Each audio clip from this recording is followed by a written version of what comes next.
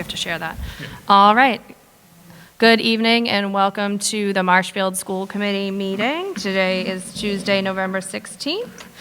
Mrs. Pazerski, will you please call the roll? Campbell, Mr. Costello, Ms. Boyd, Mr. Greer. Here. Mrs. Brady. Here. Would you please join me in the Pledge of Allegiance? I pledge allegiance to the flag of the United States of America and to the republic for which it stands, one nation, God, indivisible, with liberty and justice for all. Everybody's quiet tonight. Be a little louder. Yeah, we love our country. Let's hear it. Okay. Under the open meeting law, I am informing of the public that this meeting will be videotaped by MCTV. They had a little technical difficulties, but they will be back. If anyone in the audience is taping this meeting, either audio or video, please inform us at this time. Anybody? No, we're good. Okay. Let's get started here. First up, we have our spotlight on excellence. Robin Lambert, come on up. Sure. Sure. Let me just make sure that is that on? Turn it on, okay. So I can take this off when I'm on, that's right. So I'd like to thank you all for inviting me here this evening and to be able to speak on behalf of some of the families who I serve and to kind of update you on some of the things that I've been involved with. So as you know, the initiative is now known as the Educational Stability Initiative, which encompasses 4 subgroups within our schools, 2 that we're much more familiar with, which is students who are homeless and students in foster care. And then there's 2 other subgroups, children whose families are actively serving in the military. They tend to have very transient lives, or they can. Or children whose parents might be migrant workers. So there's just policies kind of allowing for some different types of enrollment and just to make things kind of more stable for them when they do enter into the district. So as I mentioned in this brief overview that I made, so oftentimes I have an opportunity to actually speak with families and get to know these children, and I was always just kind of concerned that many of them sometimes after school or over the summer seem to not have some of the opportunities that their peers would have.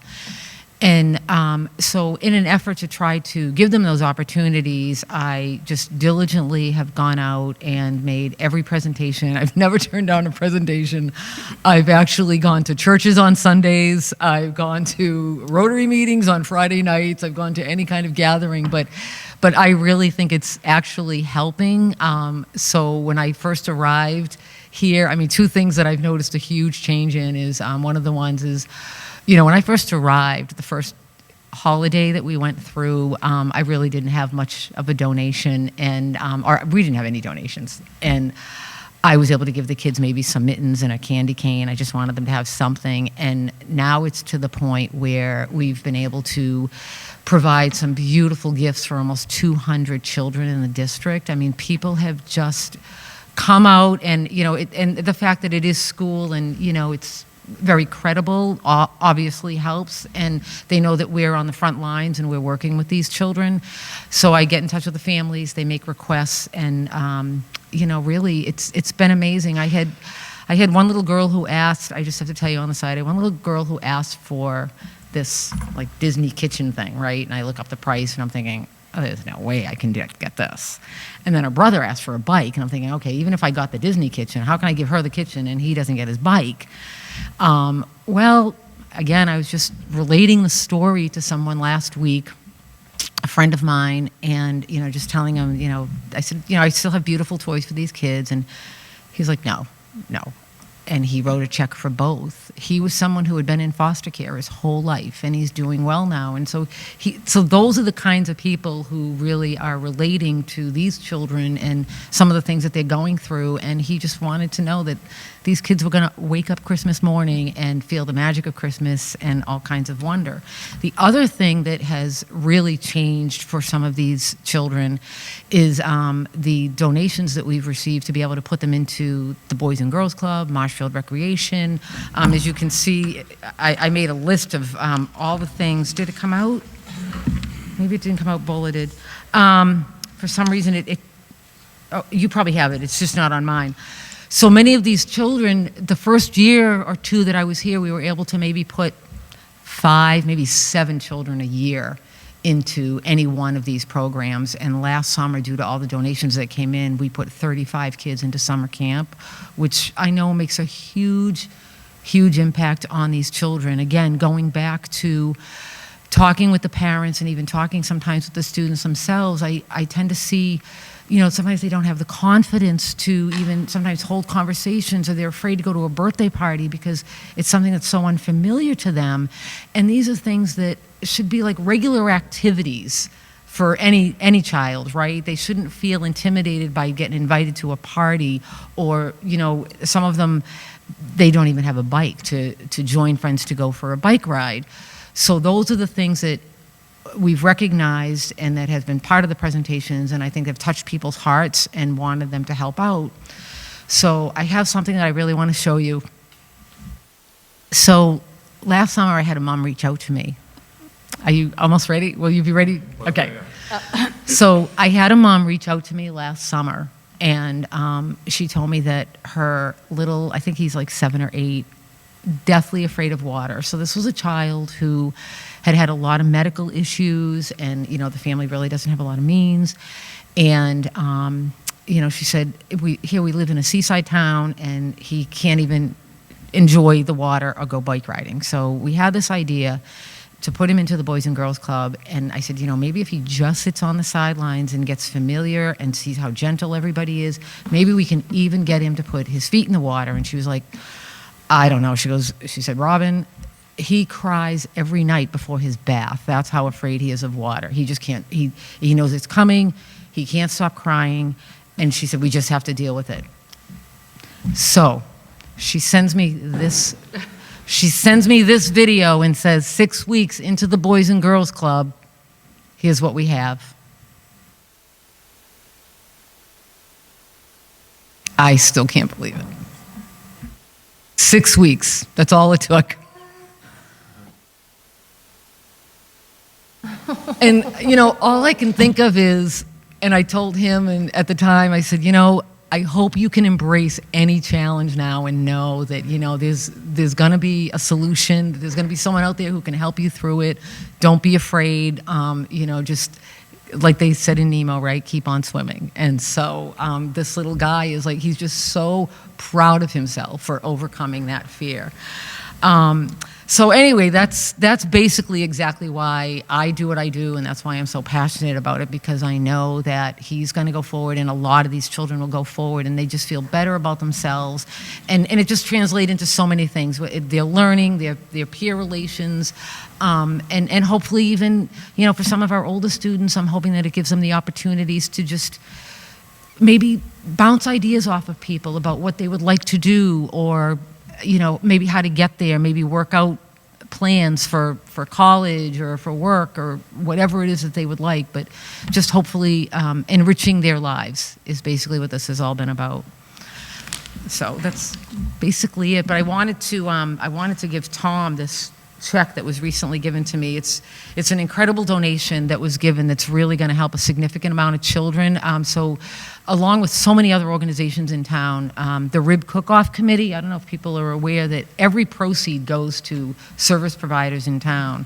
So believe it or not, that was a video that got them all crying, and they didn't know that I did all this in town. And so they wanted us to keep on doing this, so they gave an incredible donation to help many children in Marshfield for the school year. Does anyone have any questions about anything? Go ahead.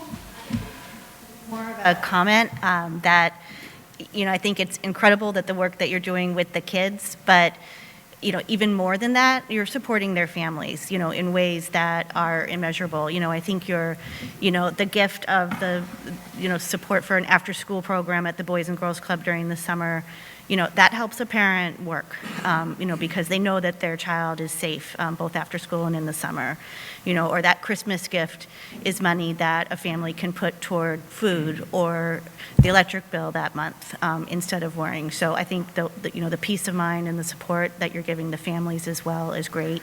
And I encourage you to continue to find ways to partner with other organizations so that the families can also be connected to additional yes. resources so that they can help the whole family. Oh, yes. There, So- I've even accompanied people to the food pantry. Yep. You know, when they're just, again, too nervous. This is so unfamiliar to them to be in this particular position. And I've brought people to Sewing Seas. I brought people to the food pantry. I actually have a card that is all the helper organizations in Marshfield and all their contact information.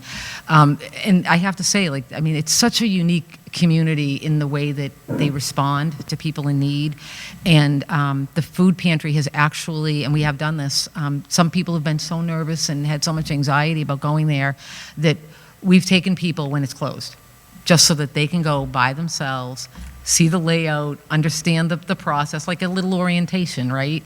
And, you know, I mean, they're usually crying just tears of relief when they see how easy it all is, but initially there's a lot of concern and anxiety surrounding that. But yes, we do definitely connect them. Great. Thank you again for everything that you do.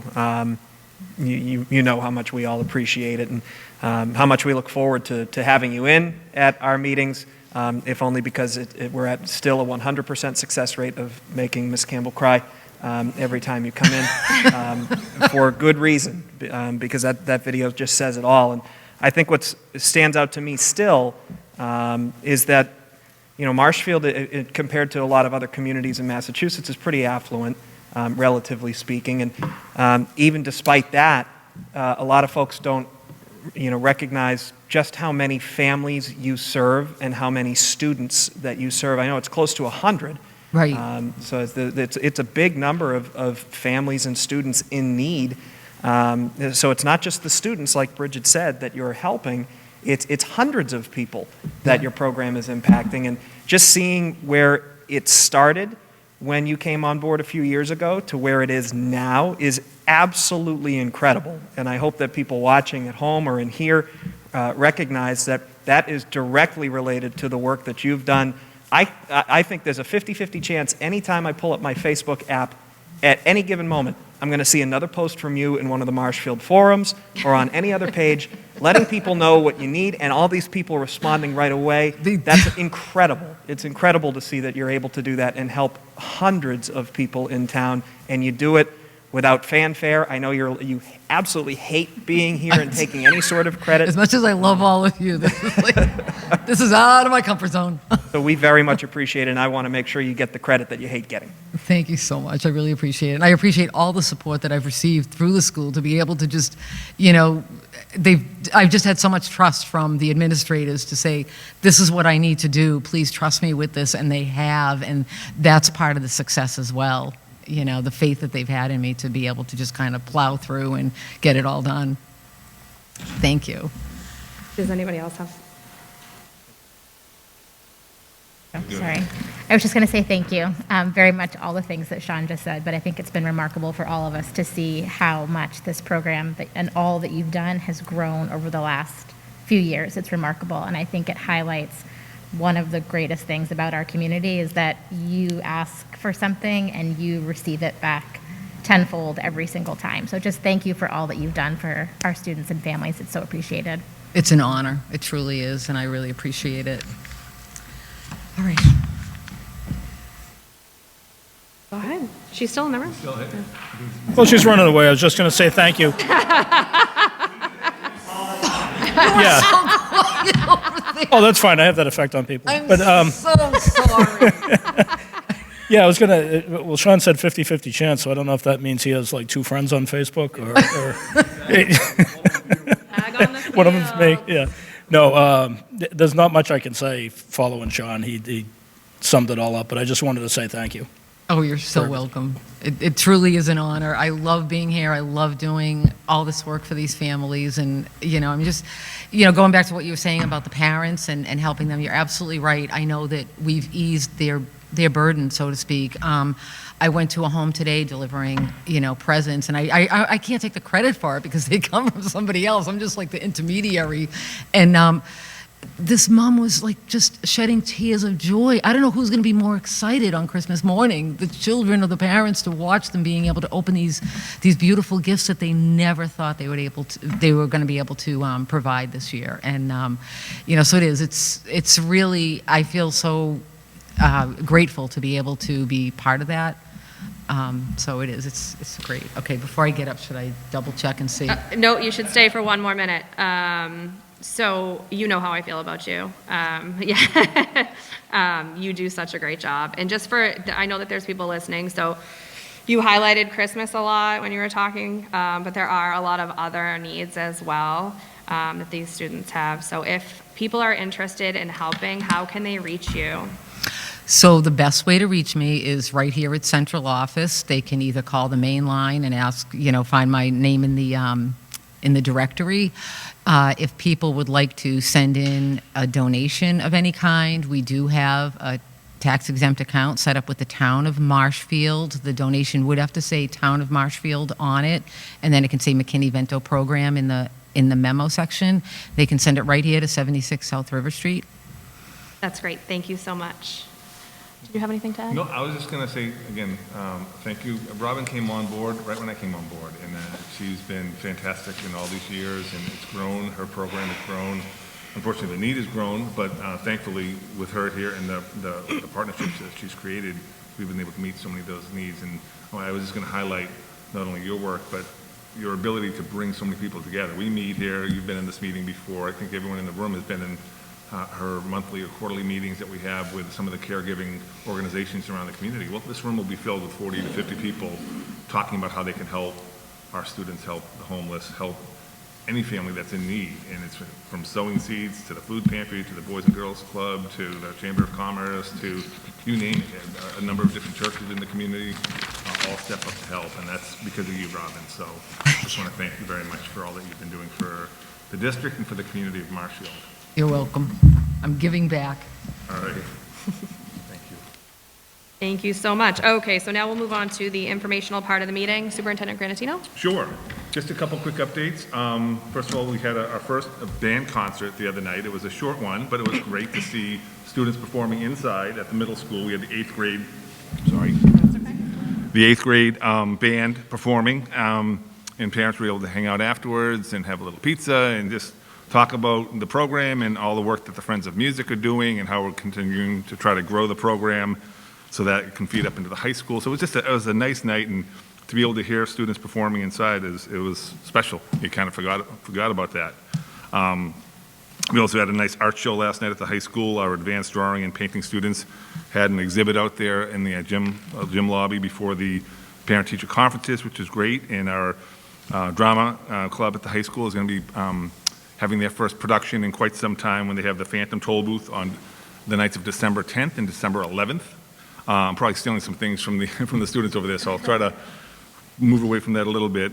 I want to congratulate all of the sports teams that have been doing phenomenally well this fall.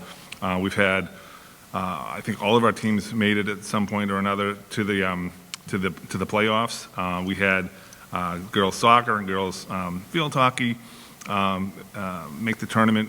We had the first and foremost, our girls cross country team won the Division 1B state title last weekend.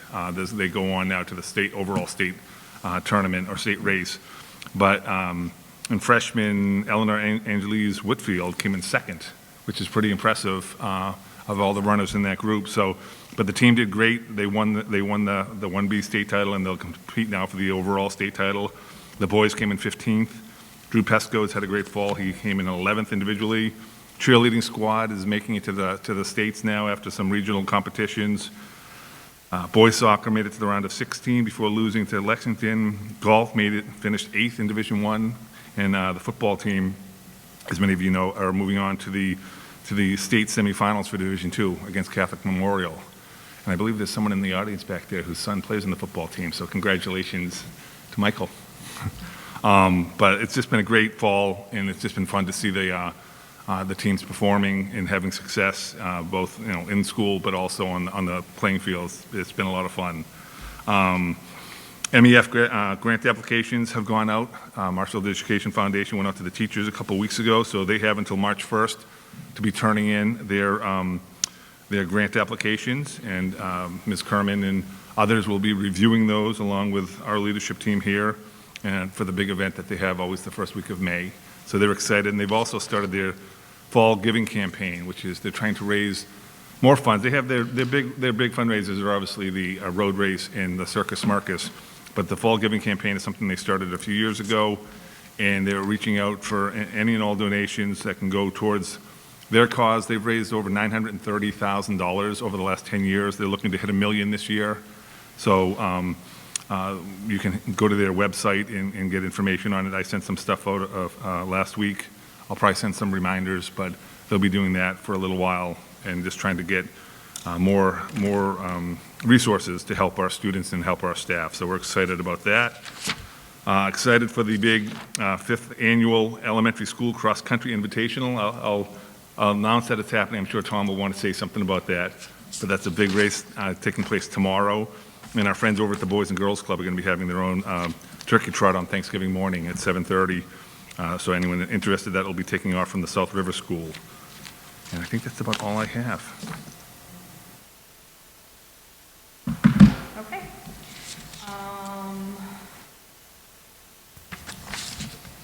Mr. Miller? Since Mr. Granito put me on the spot there. Well, it's your thing. No, tomorrow, 3 o'clock, 4 races, K to 2 girls, K to 2 boys, 3 to 5 girls, 3 to 5 boys. It's a lot of fun. It's amazing. The kids just go crazy and they enjoy it. We already, I think last check there was about 120 students already signed up. So about 10% of our elementary school comes on over to the Boys and Girls Club. And I'll give a big thank you to Jim Bunnell and Boys and Girls Club for letting us hang out over there and set up the whole course and everything. So it's gonna be a fun afternoon. Hopefully it's a little warmer than today. That's it. Okay, thank you. Does anybody have any subcommittee reports tonight? No, okay. All right, we will move into public participation. I see 3 members of the public over there. Do you all want to speak, or just, can you raise your hand if you'd like to speak? Okay, sure. Mr. Kelly, come on up.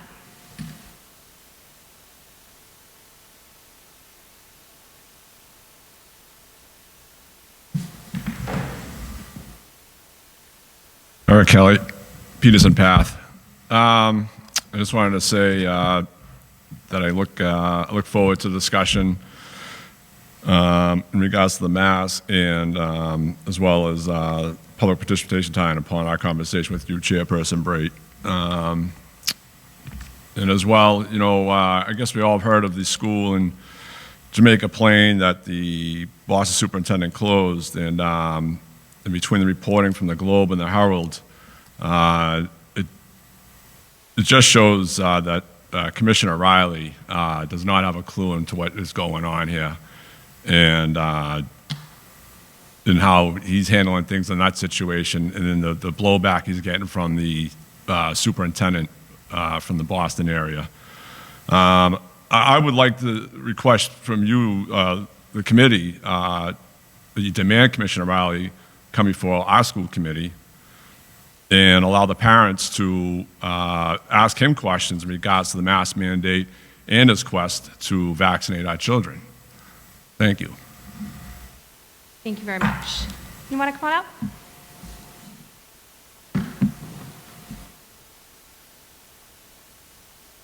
Tim Griffin, Prince Rogers Way. I'd like to reiterate what Mr. Kelly said. I'd like to know if this board would let us know, the community, how each of you stand on the mask mandate. I'd urge the board to remove it. I don't believe Jeff Riley has any authority, or Desi has any legal authority to make our kids wear these masks. I don't know if it's a monetary or political situation or both, but I think we need to get back to educating the kids. Math, science. I mean, I have kids leaving the school that can't write cursive. I go to the bank, and he lets my son practice his name 6-10 times because they know they're coming out of the school and they can't even write their own name because you don't even teach cursive writing anymore. And I think instead of policing a mask, that might be a better situation to go after. Thank you. Thank you very much. Okay, student representatives, come on up.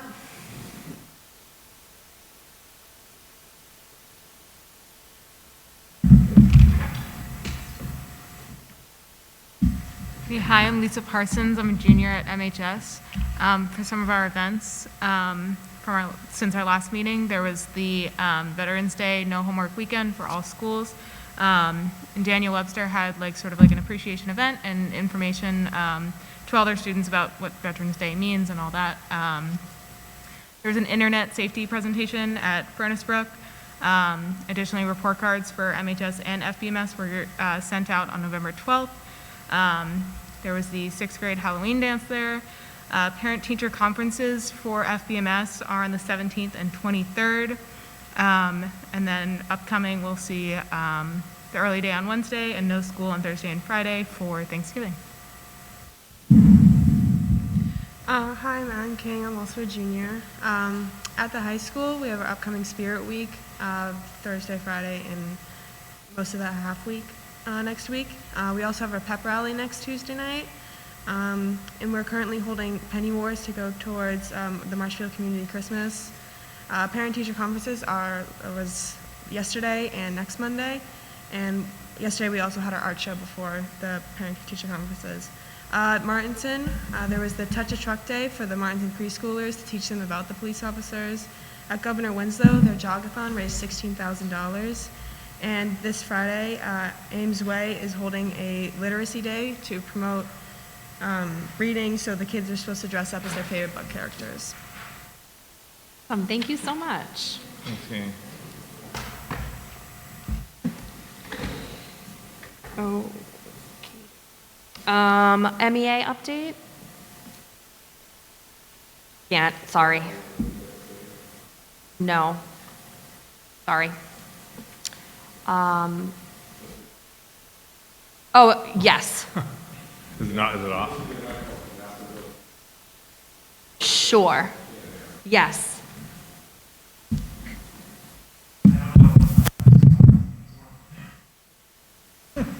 Thank you for that, but I do have a mask on, so it does mute me a little bit.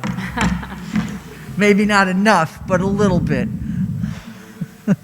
Good Oh, is that, did you turn it up a little bit? Okay. Okay, good evening. I'm Sarah Marples, the president of the Marshfield Education Association. The wonderful students have already reminded people that we are in the middle of having our parent-teacher conferences for our Furnace Brook and our high school, and I know that many of us are finding it very hard to believe that we're already at the end of the first quarter. It has been a normal year, but not really normal yet. And I certainly understand the parents and our students and even our teachers' concerns about wearing masks. But we have found that even with wearing masks, that our numbers are starting to climb again. And I do know that this board is going to be discussing the test and stay. And I just want to applaud this committee and the state for providing us with the resources to be able to do that. If we didn't have those, we would be in a much more critical situation because the students who are exposed wouldn't be able to come into school the way they are. And that really has at least muted some of the impact that would have happened with the continuing pandemic or the continuing spread of COVID. I want to take this opportunity to wish everybody a very healthy, safe, and wonderful Thanksgiving. I know many of us will be with our families for the first time in a long time, and I hope we can all enjoy it and we all remember to try to be as safe as possible. And I mean that from all of my members to all of you and to all the parents and students and citizens of Marshfield who have been very supportive throughout this process, and we really, really appreciate it. They've been supportive emotionally by providing resources and also by providing monetary resources last year when we were in the throes of this. So hopefully we'll get a little bit more normal every day that we go, and hopefully we'll all have a wonderful Thanksgiving. Thank you very much for the time. Very much. right, I'm going to move minutes to the end of the meeting here, and let's get into the old, can you hear me? Can you hear me? Okay, sorry. I'm going to move the minutes to the end of the meeting, and we're going to get into the old business here. So our COVID-19 update, Mr. Granatino. Just, again, we're going to keep this here as long as we're dealing with these things. Just to give you an update on where we're at. Numbers-wise this week, we've had a pretty good run. I think folks have been, doing the best they can in dealing with this. And we saw our numbers over the previous 3 or 4 weeks are really low. We were getting 2 or 3 cases a week. When we submit those numbers to the state, we were one of the lowest districts in the area. This past week, though, we had a bit of a blip, as Ms. Marples alluded to, and right now we're looking at 16 cases for this week from Thursday to present. They go Thursday to Wednesday for the collecting the data at the state. So we're at 16. Again, we had some of those numbers earlier in the fall. I'm not sure if this is post Halloween or what the impact of it was, but we had a bit of a higher number.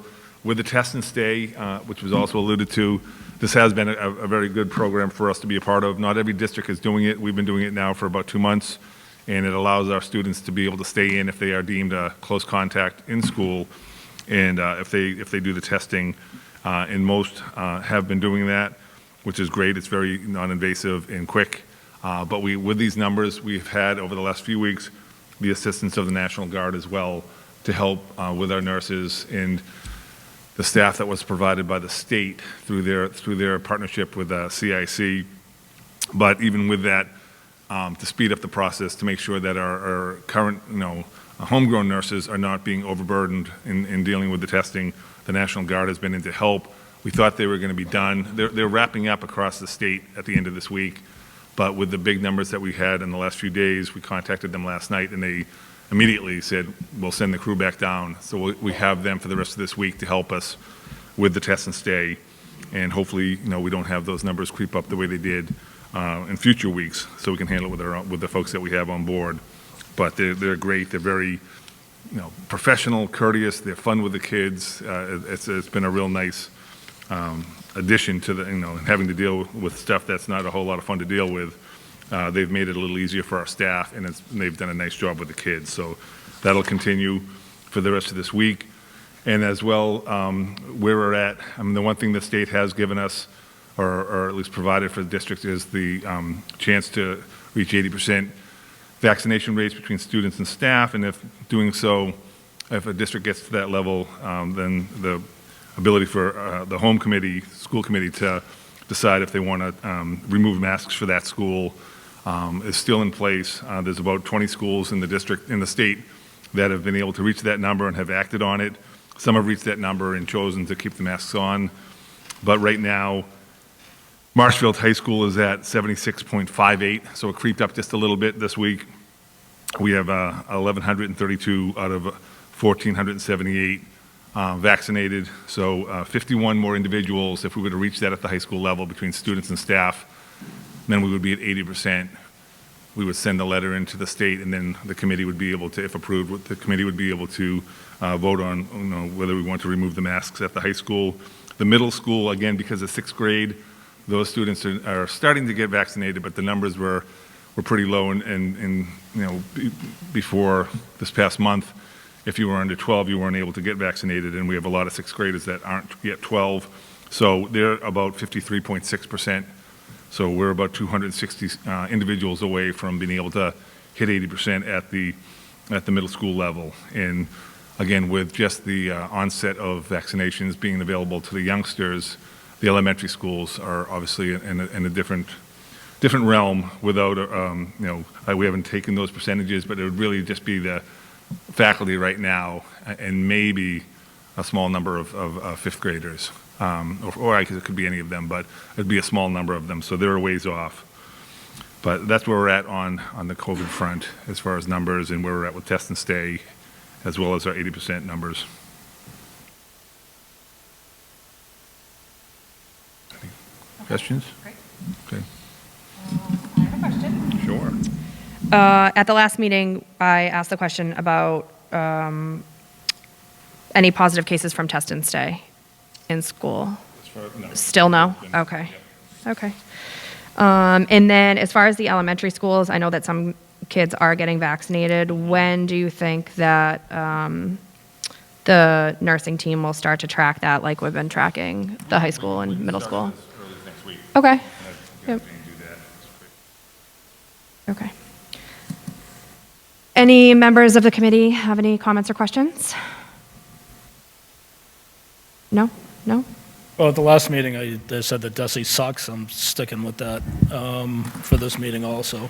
The question I have is, Sorry, did you guys hear that? Okay, just wanted to make sure.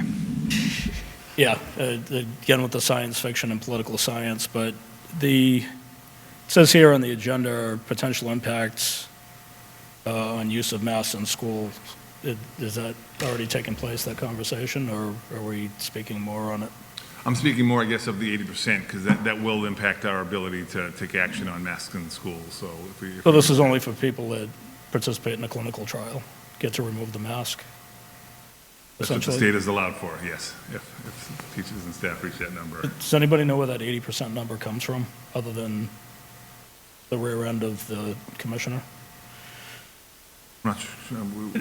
It defies all the science that I know, so I'm just curious, is that just some arbitrary number that the commissioner came up with? Does anybody know the answer to that? I do not know that answer. Okay, I'll leave it at that. Can I make a point of information, Madam Chair, just really quickly? Sure. Just to answer your question, at least in part, from what I remember, is I believe it was organized with DPH guidance. So just adding another person to your list, not to like. Yeah.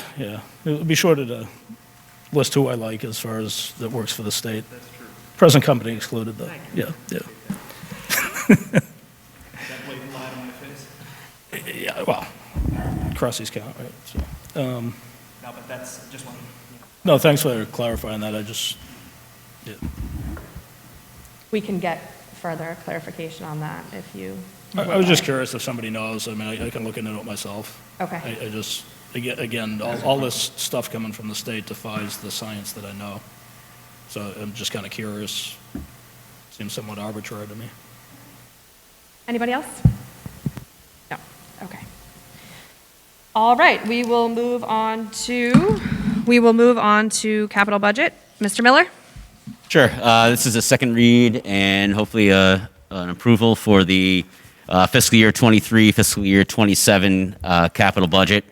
The full budget was presented at the last committee meeting. Just a couple of updates, only affecting fiscal year 23, which is really the approval. Everything else from 24 to 27 remains the same from as presented last committee meeting.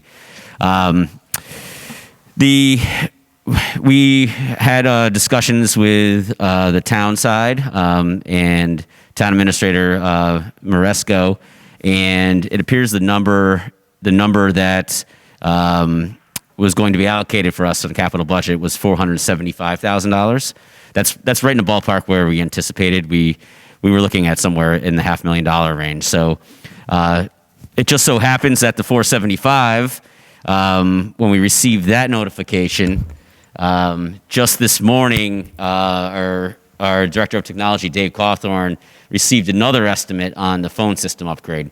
And what was presented as $225,000 at last meeting is now approximately $75,000 to $80,000. So that was good news. And what that allows us to do is hit everything on that fiscal year 23 budget that we had as presented. The other item was the emergency lighting upgrades that was presented as $100,000 at the last meeting. There's actually still money left in the allocation.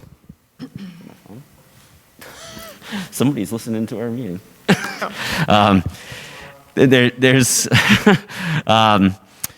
So the $100,000 as presented for the emergency lighting, there's actually money still allocated in the budget from the special town meeting allocation for fire system upgrades. So we were able to remove that item. Removing that item and the drop in the cost of the phone system gets us right to about that $475,000 range. So it actually all came together. So as presented, the fiscal '23 number is $475,000.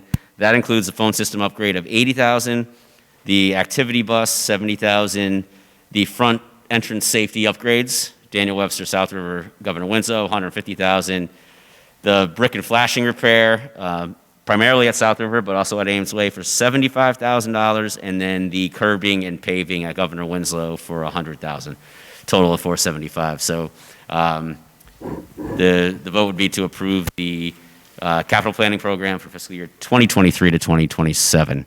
It would then go, it's already gone to the town, but I will present this updated version to the town, and then at some point, we should be meeting with capital budget, and then this will go through to annual town meeting in April. Yeah, Tom, I'm on board to approve this, but can we get all these vendors to sharpen their pencil a little bit? Yeah, that's a process. We're always doing that. Even if it's approved at this dollar value, for many of these items, we have to go out and get 3 quotations. Mm-hmm. These are primarily estimates received, so this is sort of a placeholder dollar value. Once we go out and get 3 quotations on the phone system, that $80,000 might even drop more. So that's all part of the process. Yep. Well, I had to say it. Yeah. I was actually going to say the same thing. How does that go from 225 to 80? Good question. I mean, Mr. Gratitino was right there with Dave. Right. He had an original estimate from the system we have now. I think it was the sharpening of the pencil. Was it the same company? Yes. Okay. Just maybe a slightly different system. I didn't even get the details, and I asked Dave hasn't even sent me the details yet, so I'm gonna get those. So. All right. Yeah, I'd be curious. Another question, when you look at the new quote, can you make sure that it's leveled with the old quote? Yeah. So that we're getting apples to apples for that cost differential? Right. Yeah. The technology changes, and that's repeatedly, and that's one of the things. I mean, I think our current system is about 10, 11 years old, but it's all computer based now, and that's what it's constantly being updated. So it was just good. It was good news that he was able to get that 80. So, but I'll get the details, and we'll have it in our packet when we go to town. Sure. Just a question, Tom, on the 2 MSBA items. I see the roof skylights and beam structure at Martinson, and then the roof at Daniel Webster. I know one's slotted for 24, the other slotted for 27. Are those the first year that you'll apply, that the district will be applying with the MSBA, obviously? No, we always apply. We submit a statement of interest on all of our items that we. So those items will be applied for this coming year as well? Correct. Okay, correct. and if they get approved, somehow they'll be moved up? Then we move forward. Okay, yes. great. Yeah, so I mean, the Bartonson obviously is our primary focus. We submit that statement of interest. We should begin to receive positive response on that because we're far enough out from the Furnace Brook project. Right. But we were also working with the town on a potential solar project to pay for that roof as well. So. Okay. So that, we're going down 2 different lanes, whatever can get us to the objective first, and at the best price will be the way we go. Awesome. Thank you. You're welcome. Go ahead. Yeah, you brought up solar, and that triggered a thought. So at the last meeting, I'd referred to town meeting where we can't have a solar farm, right? So what constitutes a farm? If we use all that square footage, is that the same as having a solar farm? You asked that question, and I did not get the answer, but I will get it for you. Yeah, just something to follow up on. No, I know, it's an interesting, it's Or are we exempt because we're a municipality, right? So I just want to make sure we're not planning for something that can't happen. Yeah. I don't think the town, to your point, and I remember that, to your point, though, that the town are the ones that are promoting this project. So I think if it was going to be deemed a solar farm, the town probably wouldn't have been pushing this hard, but we can double check with them to make sure. But Town Hall is the one that's been, giving us some nudging to go down this path on the solar route. So if it meets our needs, then that's great. It's the town energy committee is doing a lot of work on that front with the solar. We're also looking, we're in process of having to do some major repairs of the air conditioning system at the high school. The town energy committee was looking into a geothermal type system, but it's not going to come to fruition. So we're going down the route of replacing the chiller and moving on that front as well. So you'll be hearing more information on that as we get through that process. Yeah, I'm just wondering why we're replacing the chiller this early into a new building. Good question. I can take that offline with you.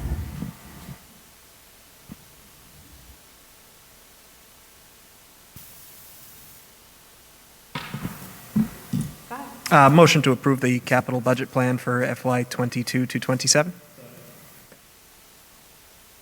Aye. Thank you. Thank you. Okay, so we're going to move on to the new business here, the public comment guidelines. As Mr. Kelly stated earlier, we had a conversation about the public comment guidelines. Since I've been chair, we have had a lot of public participation. This is one of the lighter nights. There's only 3 people here, but sometimes on some of our Zoom calls, we had hundreds of people that wanted to be heard. As I shared with, some of the parents that shared concerns, I wanted to rely on the institutional knowledge of my colleagues and just kind of hear from you guys what had been done in the past and how you guys are feeling about moving forward, because times have changed and things are different now. And I just wanted to be perfectly clear that it was never my intention to, silence any parents or anyone that wanted to comment. My intention is always to keep order in the meetings and offer the same amount of time for everybody. So if I cut off one person, I cut off everybody. You can ask Mrs. Marples about that. She knows that I've cut her off a few times too. So I'd like to hear from you guys what your thoughts are on this, and then if we make a change, fine. If we don't, that's fine. And I also do know that in the past, it's always been up to the chair. Always fall back on, what the chairperson thinks is right for the time. So I'm open to hearing what you guys have to say about that. Yeah, so I was one of the co-authors on this policy. Okay. Sean and I had come up with this. So this is intended to be a guideline, right? I will always support the chair in their decision to set a time limit, right? Because in the agenda, we allow 20 minutes, right? So if I was the chair and I did a quick look around and, just say we had 10 people, I'd say maybe a minute and a half is probably good each. Because this is a guidance. It's not set in stone. And we do have to maintain order, right? So whatever was done, I always support the chair. Mm-hmm. Unless it was to not have public comment, then I would have an issue with it. Right. But in the interest of time, in order, I'm okay with it. I think, Sean, you and I had come up with 3 minutes, I think, right? I think at the very beginning of my tenure on the committee, when we did the review of the policies, if I remember correctly, Mr. Greer, Mr. Granatino, I think that's what the policy had already said. And we had cleaned it up language-wise in order to make it not as bogged down as we did with all the other policies. And I know that this is, based on, partially on state law, but I want to, agree with you completely on everything you just said. And point out too, Madam Chair, that in the policy itself, it's, towards the end, number 2, any citizen wishing to speak before the committee shall identify themselves by name and address and shall speak for no longer than 3 minutes without the approval of the chair. I think that can be interpreted a couple different ways, and I think Mr. Greer alluded to it very well, in that you have the authority to limit that to a certain time frame. And I'll give tonight as an example. We've had 2 speakers in public comment. Neither of them went above about a minute and 10 seconds, just by guesstimation. I don't think you had announced any plan to cut them off after a certain amount of time because, again, there were only 2. In the past, we've had meetings where one of your first meetings as chair, when there were a lot of folks speaking, and you did set that time limit to about a minute and a half in order to get everybody in, but you also extended the 20 minutes, which I had done multiple times as chair as well, especially at the beginning of the COVID pandemic. So in short, I truly, and again, I'm biased, I guess, because Mr. Greer, Mr. Granatino, and I had reviewed this a number of years back and found really nothing needing to be changed. I don't believe there's really anything that needs to be changed. I trust you as the chair. I trust future chairs to interpret this policy the way that I've interpreted it. So that's a long, rambling answer to your question, Mr. Greer, but I agree with everything you said. Yeah, because I do know in the past where we've had, and again, this is somewhat unique because of COVID. We have larger attendance by the public. We've had a few incidents that have happened in the past where we've had people get up and speak for almost 10 minutes. But again, that's at the will of the chair, right? And it was appropriate for the meeting to allow certain individuals to speak for that amount of time. And I don't recall when I was chair ever having a time limit because, again, the attendance by the public, I think it was, our typical public over there. They're sitting next to each other. But it was, we were well within our time frame, so there was no need for me to set a limit on it. Kind of like tonight, where you had two speakers, you would ask the number of speakers, you didn't set a time limit, right? Yep. A lot of people are hard pressed to talk for 10 minutes, right? Those are a lot of words. Yep. So, I think as long as the intent is to allow the flexibility for the chair to adapt to the situation. Yeah. And whether that be longer than 3 minutes or shorter than 3 minutes, I'm supportive of that. I just don't want to get into a situation where we're cutting off or preventing the public from speaking. And I want to go... And I trust you not to do that. I'd like to just go even a step further and say that from my experience watching you as the chair the last few months, you've clearly been very committed to making sure that folks had the opportunity to speak and have equal opportunity to speak. I know we praised you at the meeting where we had probably around 100 people come to speak, if not a little less than that, a couple of months back. And you were diligent in making sure that everybody had a chance to speak. So I think it's, I give you credit for bringing this before us to discuss and just have out in the open so folks are familiar with the rule. In almost 6.5 years on the committee, I haven't heard a single complaint myself about the rule. In fact, I know that folks appreciate the chance to address the committee, but something that you've said in the past at a couple meetings that I think resonates very well is that it's a public meeting, it's not a public forum. The business at hand is for those of us who were elected to the committee and the administration to discuss the issues on the agenda and make decisions on behalf of the district that pertain to our ability to make those decisions. I've heard from, again, nobody that believes that isn't happening here, so I appreciate you bringing it up, but just want to make sure it's in there and it's in the minutes that I believe you're doing a good job in making sure that folks have the opportunity. Yeah, and I just want to kind of follow that up before Bridget goes, but yeah, I actually appreciate hearing from the public, so everybody that's here, thank you for coming and taking an interest in your community. Absolutely. And it gives us constructive feedback also, right? Even though we can't necessarily address the public during the meeting, it's a way to take the temperature of the community. Absolutely. I just want to add, I definitely agree with these guidelines, and I trust your discretion during the meetings. My only suggestion is that maybe we post this particular policy on the school committee page on our website so that folks can see what the public comment guidelines are. Yeah. So that brings up another thing. These policies are all on our website, but you have to drill down a bit to find them, right?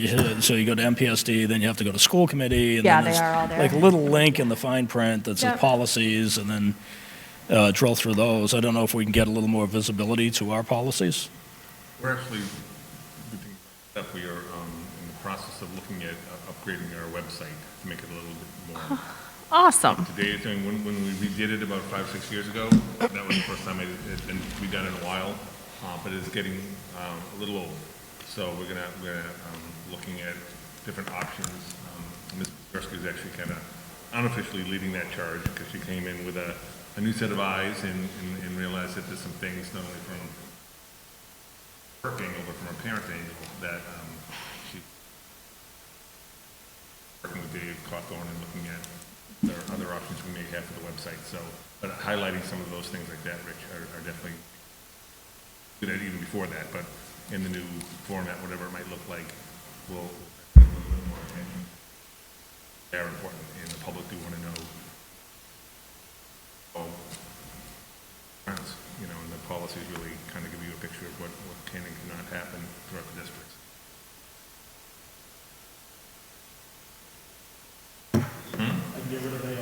Yeah.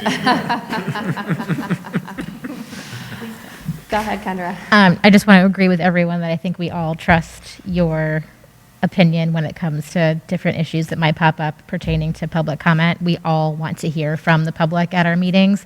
I do think the most important thing is, and you've done a fantastic job at this, is making sure that everyone that wants to speak is given the exact same amount of time, Yep. which you've already done. But for me, that's the most important piece. Yeah, that's great. That's really good feedback. Some of you know that, when you step into the chair role, you don't know all the rules, and it's a lot to learn. And I will fully admit that I don't know everything and won't for the rest of my life, and rely on my colleagues to, help me make these decisions on what to do. With that being said, I will say that after hearing from everybody, I probably can admit that maybe 1 minute and 30 seconds in some situations was too short. I will admit that. And I see you smiling over there. Made somebody very happy. Yeah, no, well, I'm just, I'm up here, I'm just trying to be honest. I probably, could have let people speak a little bit longer, at some of the meetings. And I'm glad that it was brought to my attention, because we can't fix things that we don't know about. So I appreciate, you doing that. And I appreciate all the people that come forward with suggestions and comments. And I guess at the end of this year, we're, just decided that if we all agree that we're going to keep it the way it is. And I don't know for sure what I'm going to do next time, but I can promise you it'll be more than 1 minute and 30 seconds. And I guess we'll just move on from there. Is everybody okay with that? Can I just clarify? The minute 30 seconds might be my fault indirectly, because you had come on board, and then we had COVID happen, and during these big public meetings on Zoom, when we had all these parents signing on, and we literally, one meeting had well over 100 people. Mrs. Pazurski had to take the notes. She can attest. I think at that point I had limited it to 1 minute and 30 seconds, so I may have indirectly. So that's that's okay. It happens. That is okay. There are those of us who have been chair multiple times, and will tell you that we still don't know everything about what to do right off the bat. So all right, great. Thank you. So awesome. Thank you guys so much. That was good and very helpful. Okay, let's move on to the school councils. Did you want to start this, Mr. Greer? Sure. I had made some edits to the policy. I had tracked the changes so everybody could see them. We had taken a vote, I forget which meeting it was, but the... July, it's not like July 24th or something like that. Okay. Yeah, what he said. So... 2020, not 2021. I'm sorry, a year and a half ago. Yeah, so we had taken a vote to reserve a seat for a person of color, right? So I added that into here. We shouldn't be managing through ad hoc votes. We should be making policy changes, right? So I incorporated that vote into this policy as a change. The other thing I added in here is that we have a certain population of our schools that are in the LGBTQ plus community. And they also, I believe, need representation on school councils in middle and high school. And this was something I've been trying to figure out for a while, how best to do, and I think it's best that we put it in our policy as an additional position, not to displace, but to represent the student body. And this has to do with putting them on a level playing field, equality, not splitting the pot at the end, which is equity, right? So this is intended to be to bring in a participant to the school councils to make decisions that fit all, not fit one, or not to put people in silos, right? And so that was the intent of this addition, if that makes sense. And then down at the very bottom, I added a role for the student council for identification of student social and emotional needs. Because I think where you have students involved, it's best that they have that input as far as what their needs are, and that plays back into the LGBTQ plus addition to the policy. And my thought was that I'm not locked into a student or an adult representative. I would say at the high school, you're probably better off with a student than an adult. At the middle school level, maybe a parent or someone to represent. That was my question. Yeah, so, under state law, right, the makeup of school councils can be defaulted to the principal. So the principal can make up the school councils as he or she sees fit. However, we put these additions on there to represent certain members of our community to make sure that we have adequate representation across the student body. Okay. All I get to say about that. Thank you very much. Did you guys have any questions or any comments? Okay. So I'm going to treat this as a first read here, and then we'll bring it back next time for a vote. Okay? All right. Moving on to another policy here, the field trips and overnight travel. Mr. Granatino? Yeah, not looking for any real action. I guess I just wanted to bring it to everyone's attention because we are starting, as we have returned to some sense of normalcy. I know that we still have a ways to go here with some of the restrictions that we have, but we have started having day field trips, and they've been going great. And we obviously abide, when we're out of school, we abide the regulations that we need to. And for the most part, if we're outside, again, masks don't have to be worn. If we're on a bus and transportation, then they do have to be worn, and those have been going fine. But we're going to start getting some requests for out-of-state trips, for evening trips, overnight trips, and so again, the language we have in here is fine, but I guess I just wanted to just throw it out there now because leaving the state or going out overnight. The expectations are still going to be that we have to follow those same rules. And again, if we have the prom coming up here in a couple nights, and the center where the prom is being held has no mask mandate. So, and we were told by DESE that that's fine. It's a school event, but it's being held in a center that doesn't have a mask mandate, so the kids don't have to wear masks. But on the bus ride over there, per the state law or the regulations, we need to have them wearing masks on the bus ride over. So, if there's a trip to New York State for the AFS group, which I think is going to be coming up fairly soon, they do their domestic trip before they do their international trip.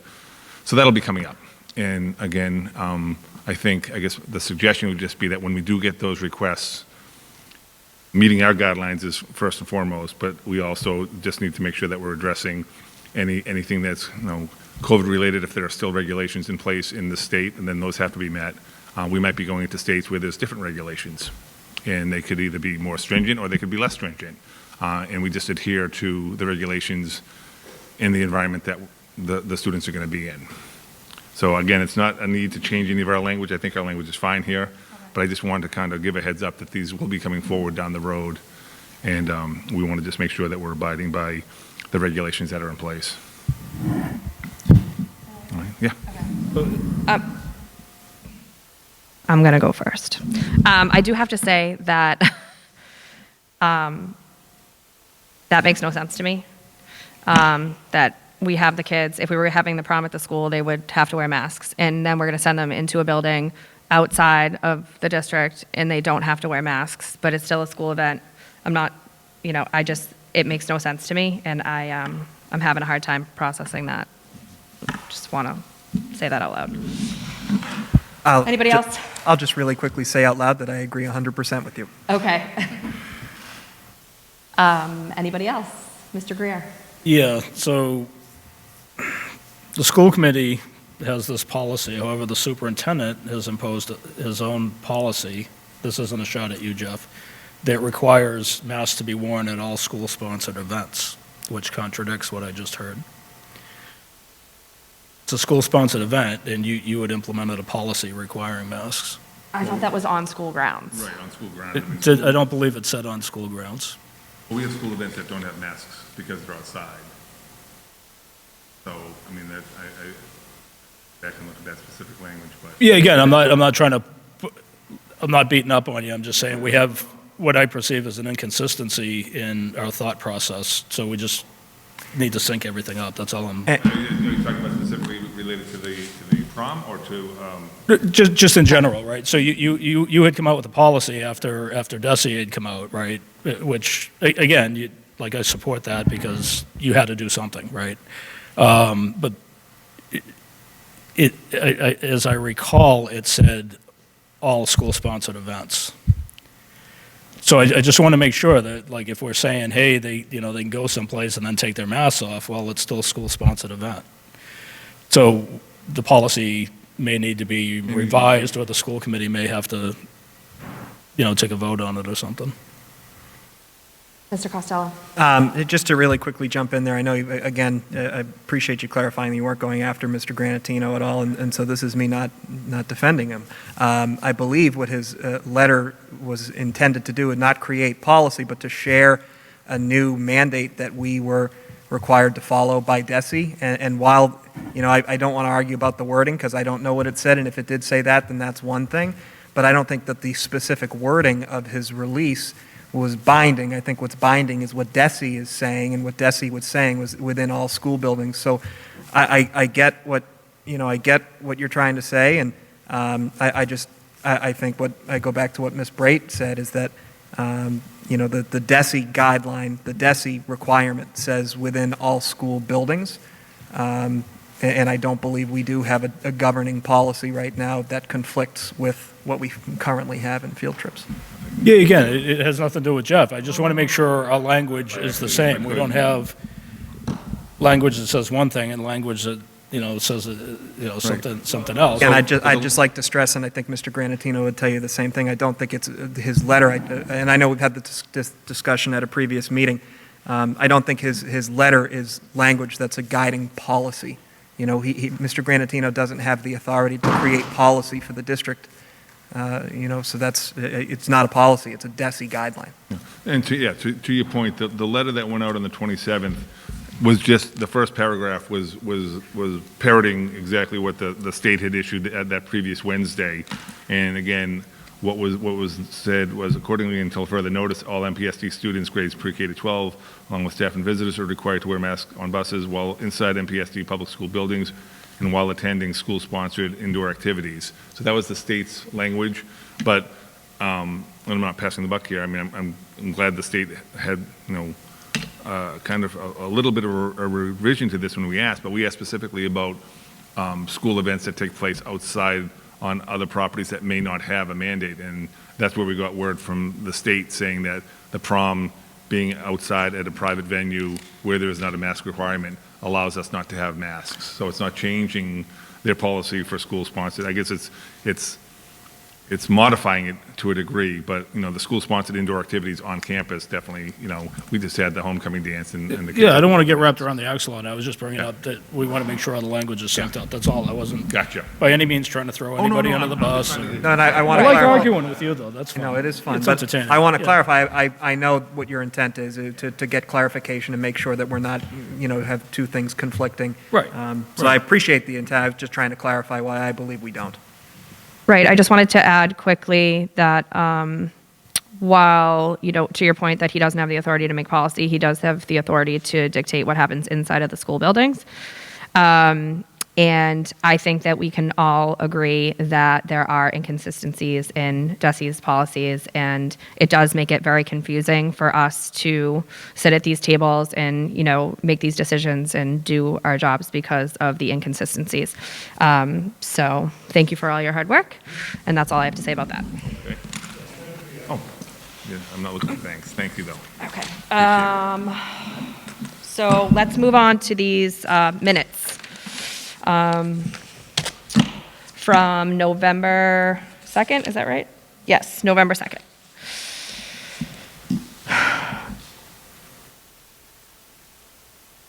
Mrs. Pizarski, sorry. Go ahead, I'm sorry. I do, when it says here about DA Cruz and ADA, is that supposed to say Fowler, or is that the name? I kept on thinking it was Fowler. And it's not? We're writing it incorrectly, but it's Fowler. Oh, okay, okay. Oh, okay, good, okay. All right, so, oh, okay.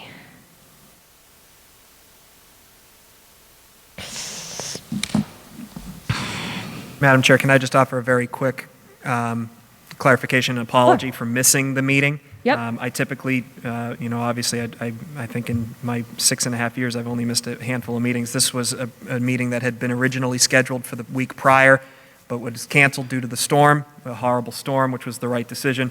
And I had booked a flight a little ways back and was actually on my way back from visiting my sister in San Diego. While the meeting was going on, I was miserable on a plane. So I apologize for missing it, but just wanted to offer clarification to the community as to why.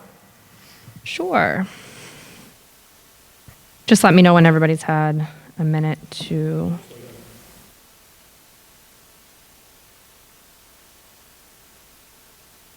Oh.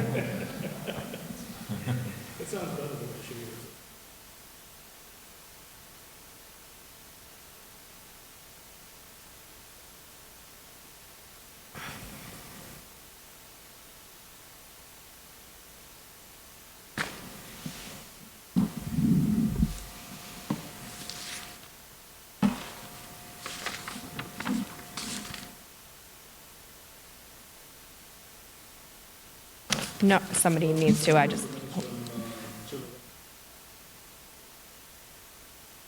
All in favor?